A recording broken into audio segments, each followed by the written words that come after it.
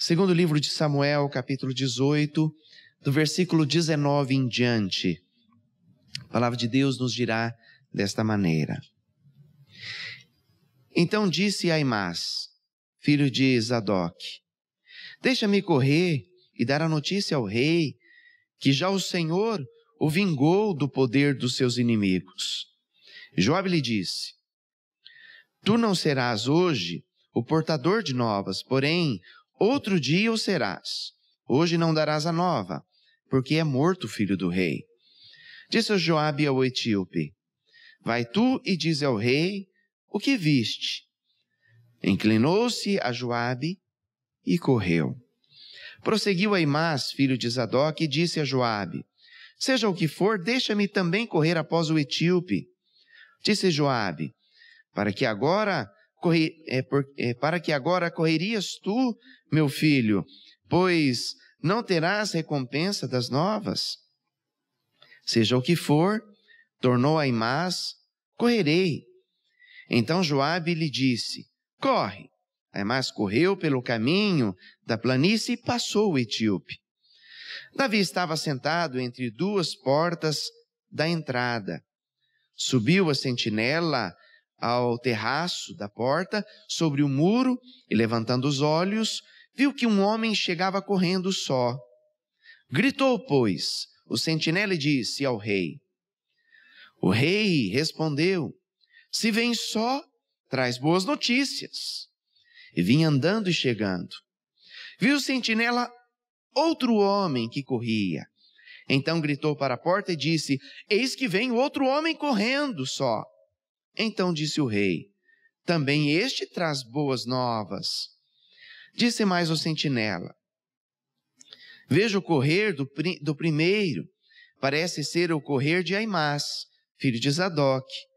Então disse o rei: este homem é de bem e trará boas novas. Gritou Aimás e disse ao rei: paz. Inclinou-se ao rei com o rosto em terra e disse: bendito seja o Senhor teu Deus, que nos entregou os homens que levantaram mão contra o rei, meu senhor. Então perguntou o rei: vai bem o jovem Absalão? Respondeu Aimás: vi um grande alvoroço quando Joabe mandou o teu servo ao rei, porém não sei o que era. Disse o rei: põe-te ao lado e espera aqui. E ele se pôs e esperou. Chegou o etíope e disse: boas novas ao rei, meu senhor. Hoje o Senhor te vingou do poder de todos os que se levantaram contra ti. Então disse ao rei ao etíope: vai bem o jovem Absalão?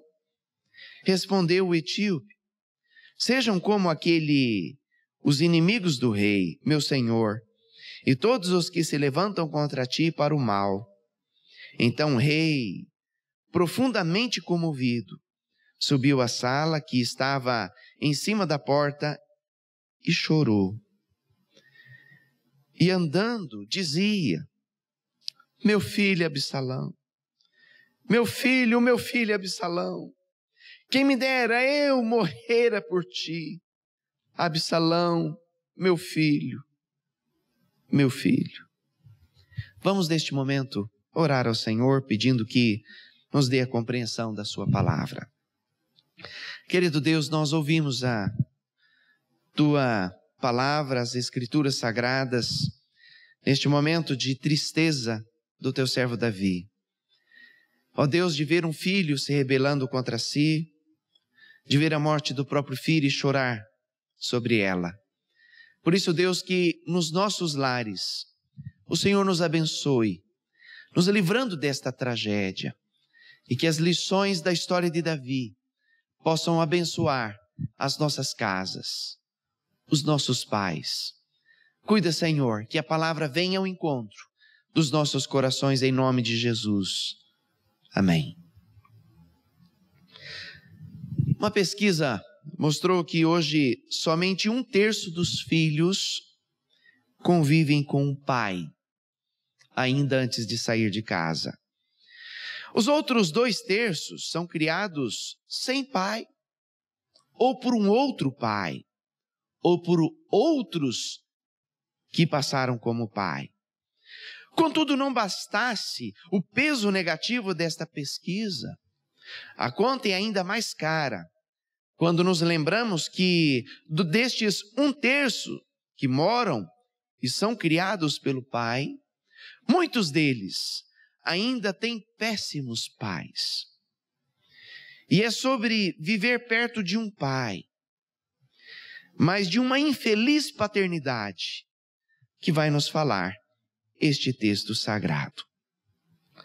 Absalão era filho de Davi, mas foi um filho rebelde.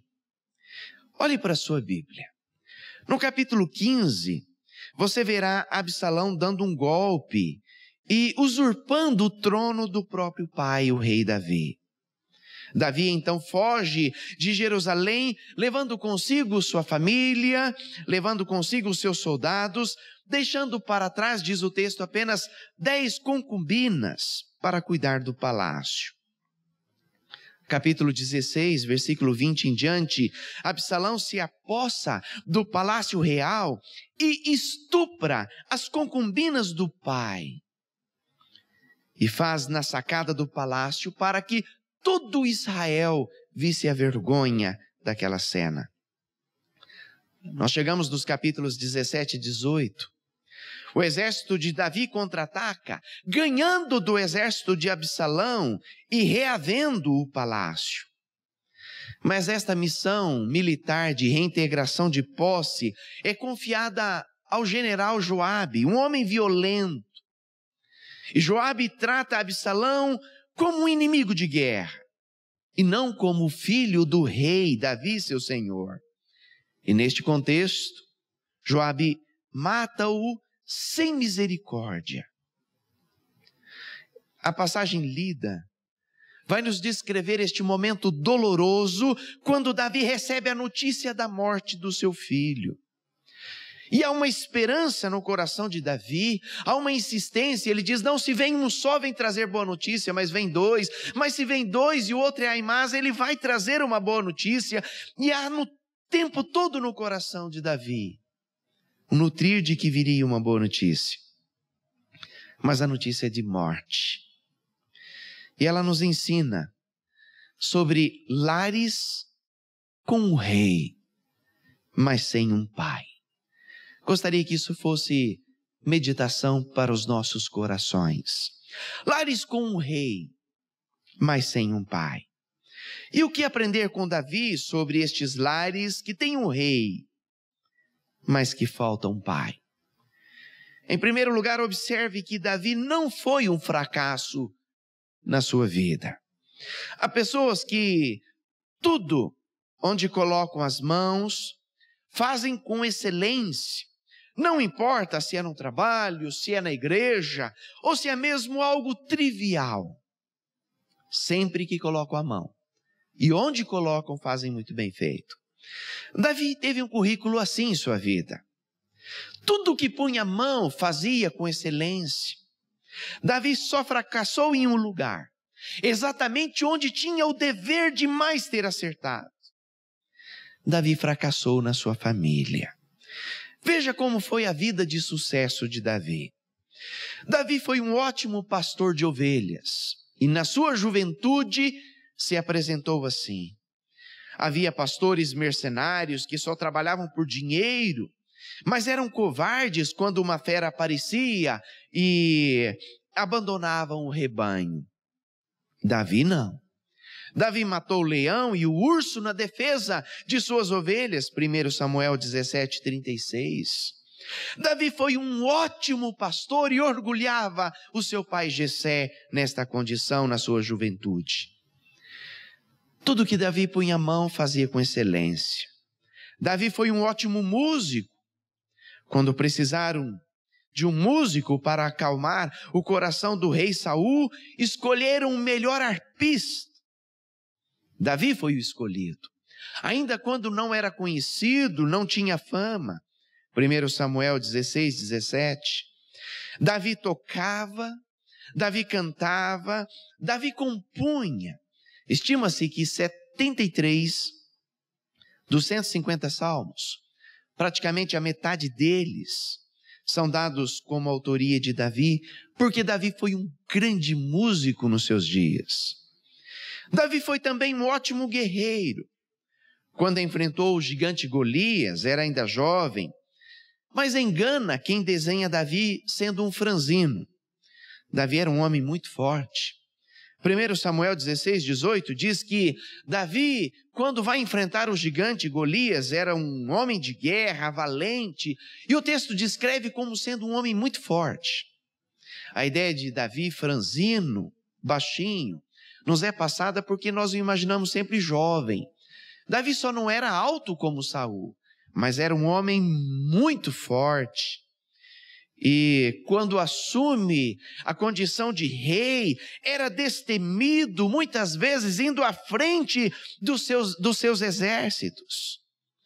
Davi foi um grande valente. Davi também foi um ótimo rei.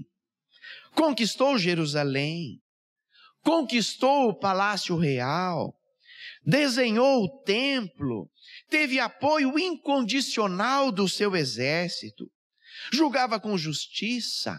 Davi foi um rei amado por seus súditos. Davi trouxe prosperidade para a sua gente. Quando se levantou para enfrentar o exército do seu filho Absalão, 2 Samuel 18, versículo 3, diz que ele ouviu do seu próprio povo estas palavras: o Senhor não pode ir à guerra, porque o Senhor vale mais, o Senhor vale por 10.000 homens comuns como nós. Davi até hoje é considerado o maior rei nestes mais de 3.000 anos da história de Israel. Davi foi assim. Tudo o que fazia era bem sucedido. Foi um ótimo filho, foi um ótimo pastor, foi um ótimo músico, foi excelente guerreiro, foi um excelente rei. Davi foi bom em quase tudo o que fez.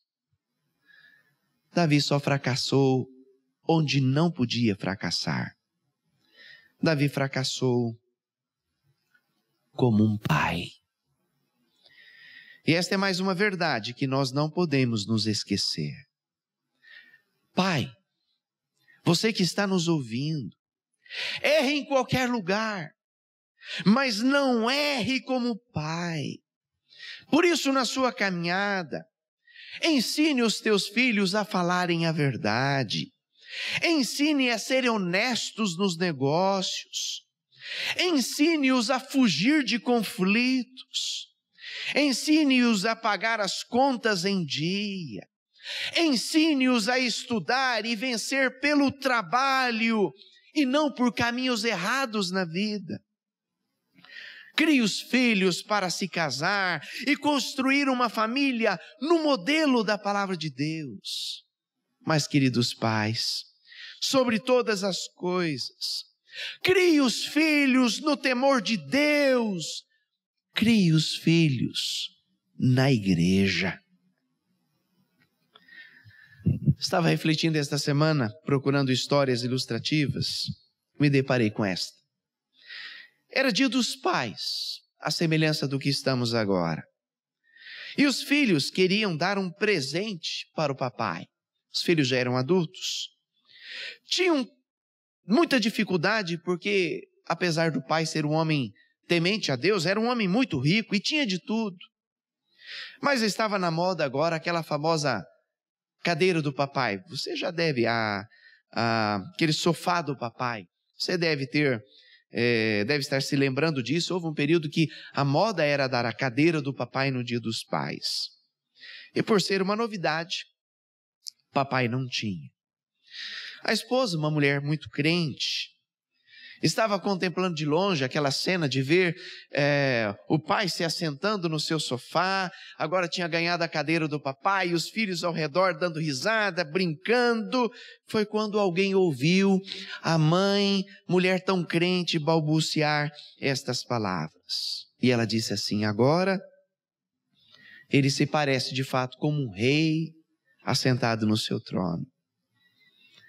Pena que não conseguiu levar nenhum dos seus filhos ao Rei dos Reis. Fracassa em qualquer esfera de sua vida, querido pai.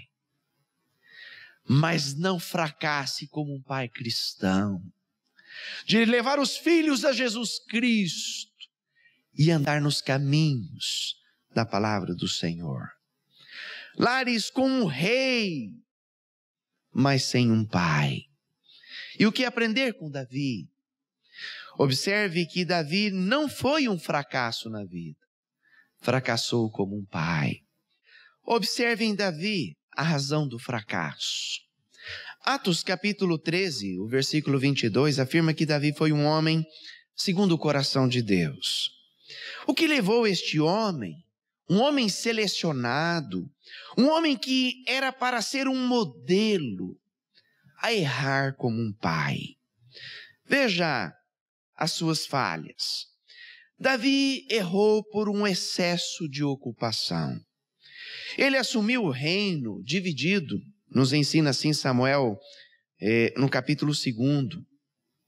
Davi teve que empenhar um grande esforço para reunificar o reino.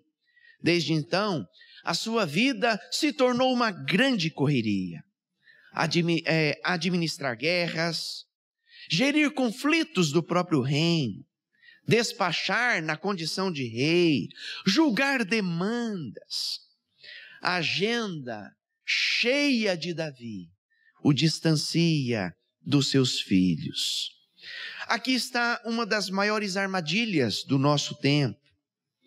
Ter tempo para tudo, mas não ter tempo para os filhos. Davi errou por ser omisso na correção dos seus filhos. Ele enfrentava exércitos, mas não era capaz de enfrentar os próprios filhos. Amnon estuprou a meia-irmã Tamar. Davi ficou irado com isso, ensina-nos 2 Samuel 13, 21. Mas não fez nada com o seu filho. Absalão, o meio-irmão de Tamar, tomou as dores, remoeu o ódio do seu meio-irmão por 2 anos. Até chegar o dia em que embebedou Amnon e aproveitou-se dele embriagado, tirou-lhe a vida. Davi chorou por 3 anos a morte de seu filho Amnon. E por mais 2 anos ainda continuou sem conversar com Absalão. Foram 5 anos. Mas Davi, em momento algum, tratou deste assunto com seu filho Absalão. Este foi o outro grande erro de Davi. E é também outro grande erro dos pais dos nossos dias. Não tratar os erros dos seus filhos. Não corrigi-los quando se fez necessário corrigi-los. Terceiro lugar, Davi errou pelos tropeços dos seus pecados. Se você olhar na sua Bíblia, verá que Davi comete o adultério lá no capítulo 11. Neste mesmo capítulo 11, Davi provoca a morte de Urias e agora leva 2 pecados sobre os seus ombros, o adultério e o assassinato.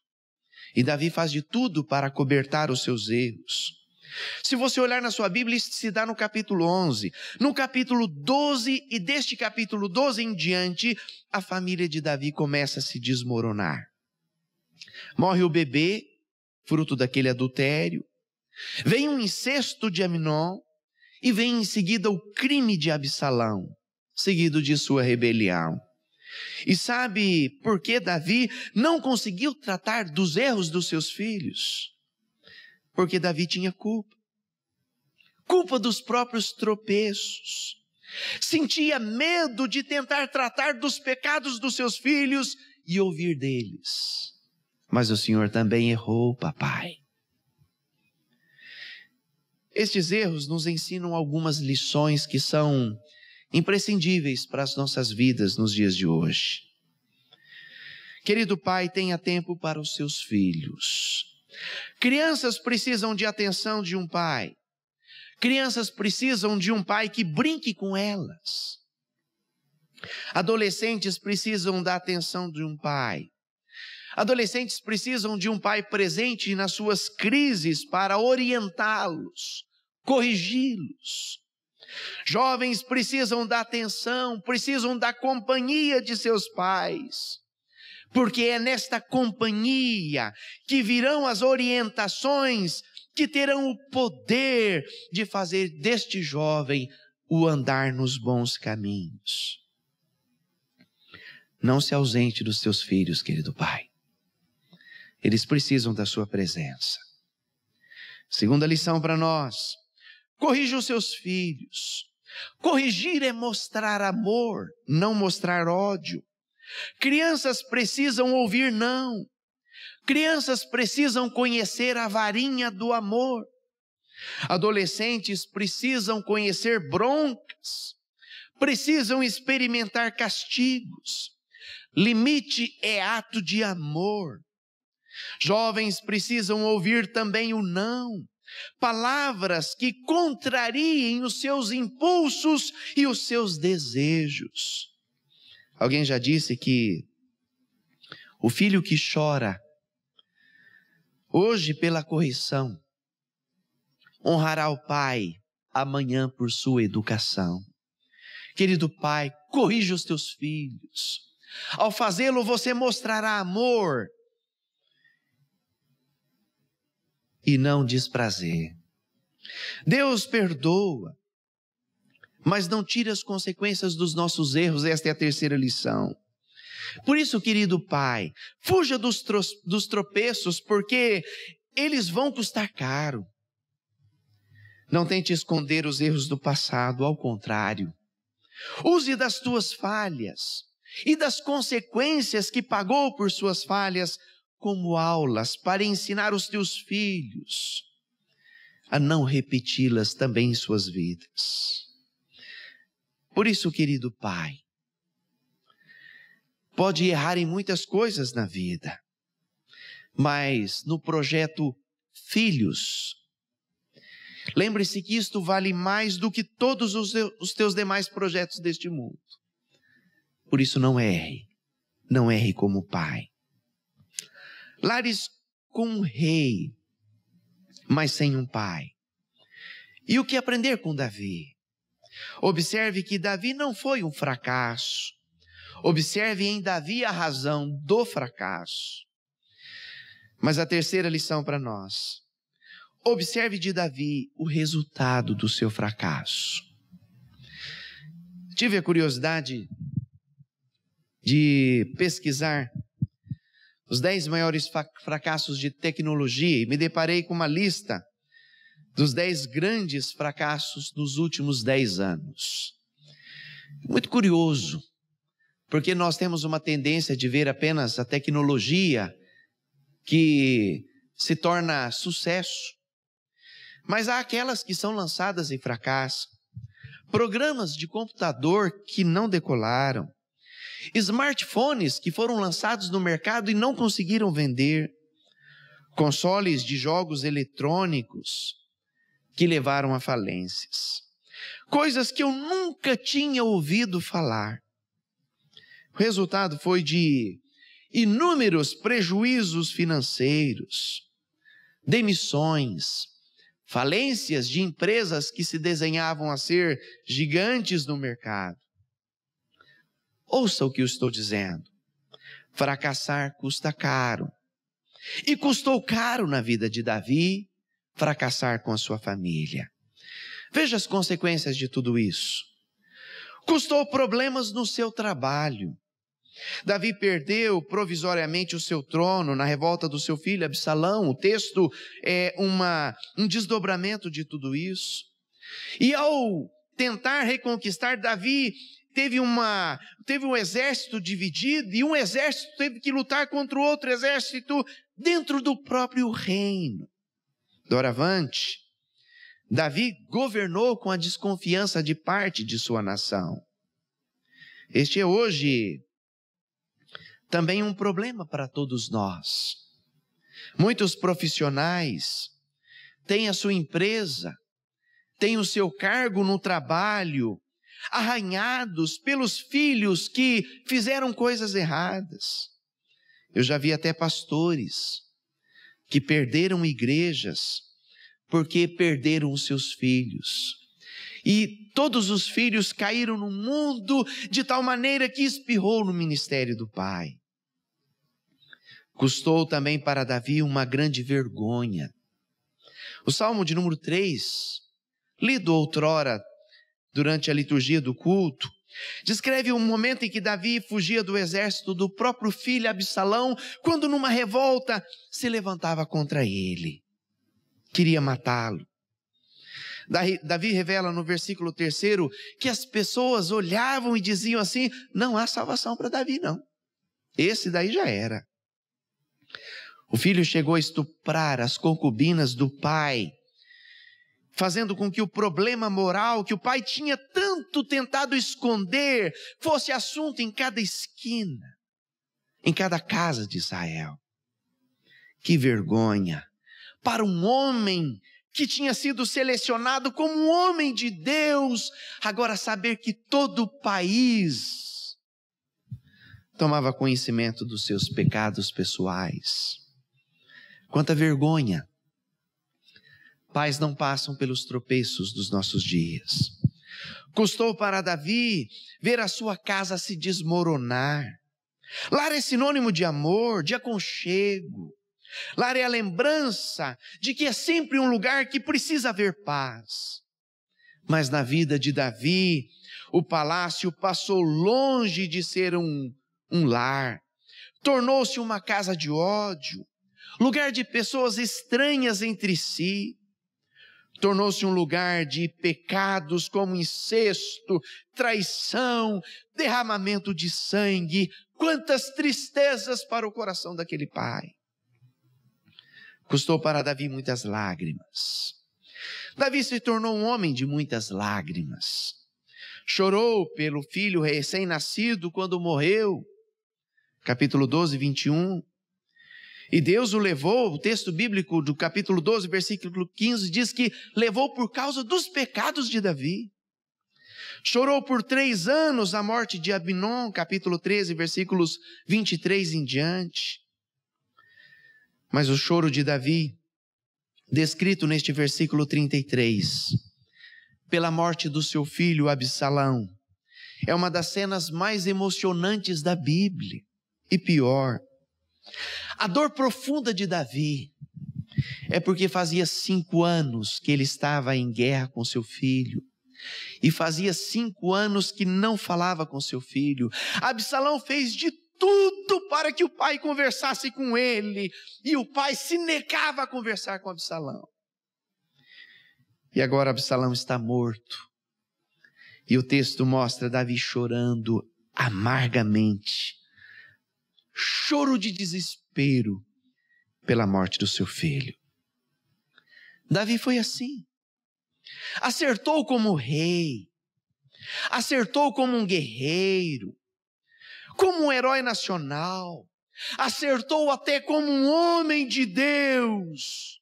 Quantos acertos teve Davi na sua vida, na sua carreira. Mas Davi fracassou num ponto. Fracassou como um pai. E como um pai você não pode errar. Porque você não verá os resultados com profunda dor do seu fracasso.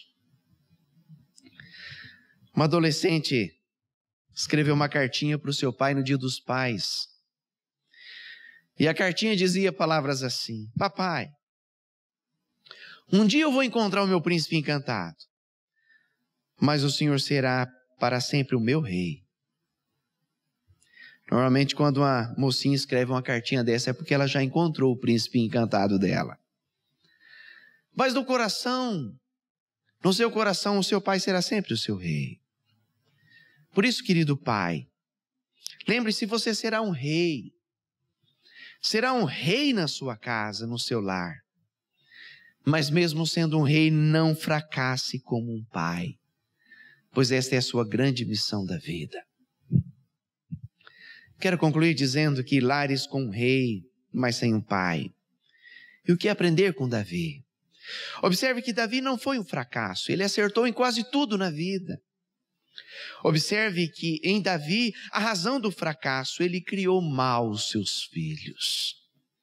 Observe de Davi o resultado do seu fracasso. Ele pagou muito caro por isso. Sua casa se desmoronou. Há uma frase que é muito usada na sociedade que diz que todos os caminhos levam para Deus. E alguém, aproveitando este gancho, disse que todos os caminhos de fato levam para Deus, mas levam para Deus como um juiz. Se você quer conhecer Deus como um pai, quer encontrar o caminho que te leva a Deus como um pai, Jesus Cristo é este único caminho. Por isso nós precisamos tanto dele, pois é Jesus Cristo quem nos dá condições de reconstruirmos esta relação entre pais e filhos, para não fracassarmos em nossa missão. Que o Senhor nos abençoe. Amém.